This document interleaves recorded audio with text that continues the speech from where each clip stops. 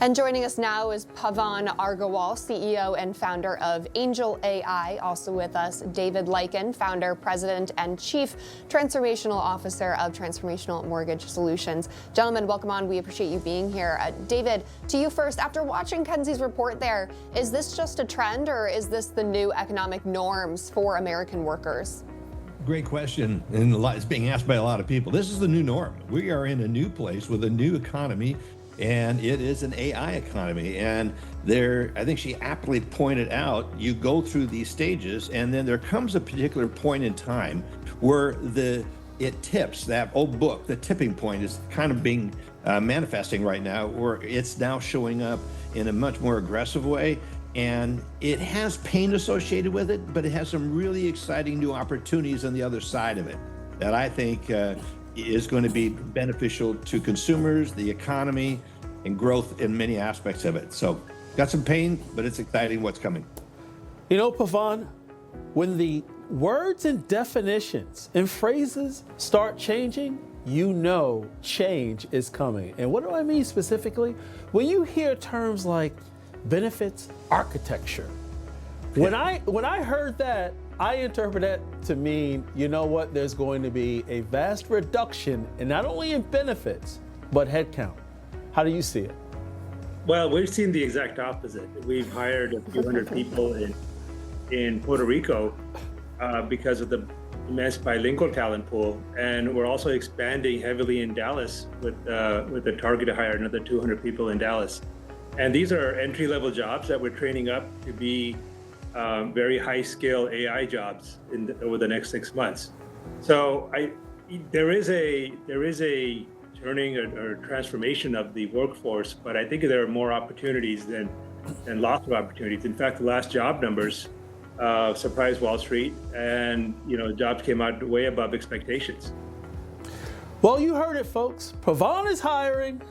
Give First Edition 10%.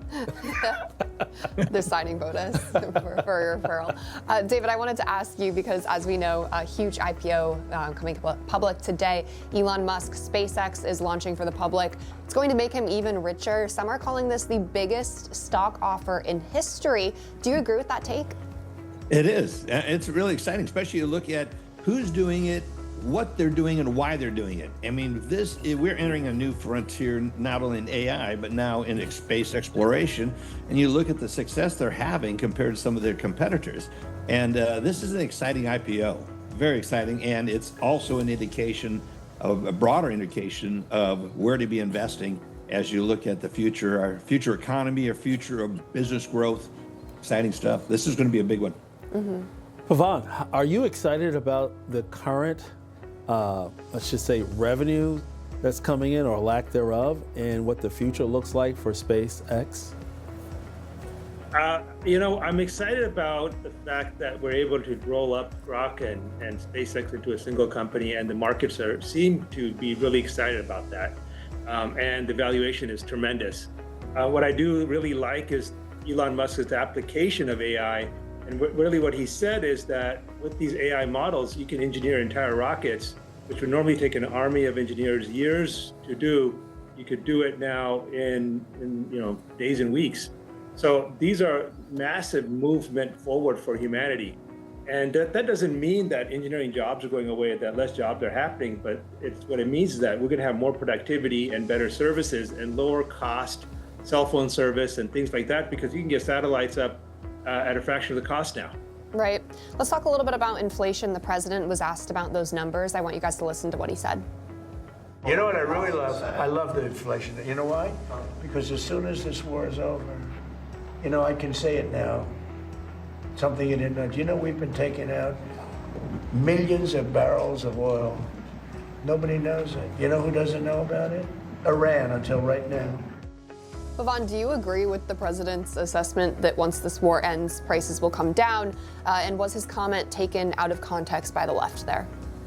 Well, it's not so much that I agree, but clearly the market agrees. Because yesterday, when President Trump announced that a settlement was at hand, immediately, almost to the second, long-term interest rates fell by 10 basis points, a significant drop over that time period, and it stayed down the rest of the day.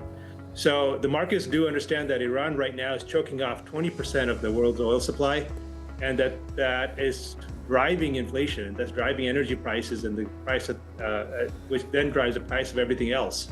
So as soon as President Trump, and we all need to stand behind him and stand united against a common adversary. We need to stand together as a single America, stand behind President Trump, give him the power to settle this war, and finish it. Okay, because if you think about what's happening with just some low-cost drones and missiles, one country is able to disrupt the global economy. Imagine what would have happened if they had nukes. So we got to all stay together. We got to stay united, America. Let's get this war over with, and I think inflation is gonna come screaming down. Absolutely. And the thing is, people want inflation to actually come down sooner than later because they're suffering paying more at the pump, paying more at the grocery store, and everything that they buy. And the situation, David, is that, you know, they've been hearing that we've been winning, but they're still paying for it. So Americans don't mind paying a little bit more, but not for too long. What say you? Yeah, what we're experiencing at the pump it's painful, but it's a short-term pain for what I think is going to be a big gain. You look at what this administration has done in its time to turn this around, and kudos to Newsmax. That's why it's my preferred #1 source of news, is because you do look at the news in a way that is, I think, more realistic, and I think it's how mainstream America looks at it. We are seeing optimism. For example, I work in the mortgage industry. I've been in it for 52 years.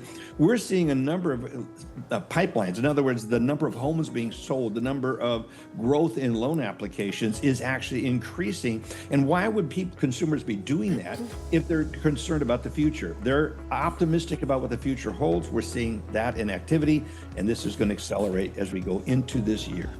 We love the shout out regarding Newsmax, David, and just viewers at home, we didn't pay David to say that. That came from his own kind heart. It's the truth.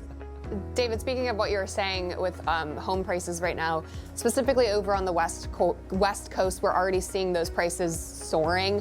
But if you think about it in terms of the AI boom that's going to San Francisco, homes in that area are skyrocketing even more. Do you think that we could see a middle-class exodus out of the Bay Area? Oh yeah, I mean, there's people are leaving the Bay Area, but I'm not sure it's because of pricing. I think it's because of politics and the policies of the Californians. We're seeing a mass exodus in that sense, but there is still enough inflow coming there, growth in that we're seeing this kind of price improvement in these areas. It's a very regionalized thing. You'll see one area doing well, you see another area doing poorly, and it's a recovery, and it's the old law, supply and demand. And so some markets are still working through an oversupply, but that's getting worked through. And with interest rates being unfortunately a little higher than we have liked here as a result of this war, we are going to see that, I believe, again, improve at least the demand, the optimism. And we got to be looking at the consumers, what's going on with the consumer psychic, and they're overall feeling some pain at the pump. They're going to be feeling pain as they look at this, but people need to be starting moving on these homes, start buying homes, because when this does turn around, it's going to turn around quickly, and it's going to take off beyond what we thought. Pavan, let's end where we started, talking about benefits architecture, specifically remote work as it relates to AI. When you look at it, it's breaking down the barriers, changing how work and organizations are structured. So places like California better beware. Why? Because jobs are mobile. Areas of the country investing in AI is not in deep blue states. Why? Because they don't want the overregulation. So could we see a shift in labor as well as where homes are actually purchased? You know, most of our engineers, actually all of our engineers, are recruited and hired to be remote work. And I think forcing people to come into the office is really a 20th century issue. And we actually are using AI to train people now. So people learn how to do customer service. People are learning how to present and sell the product by having long, deep conversations with the AI, and the AI guides them on say this and say that. So there's so much potential right now that is being unlocked by people simply saving 1 hour every morning commuting, that is translating into a greater improved quality of life and greater economic impact.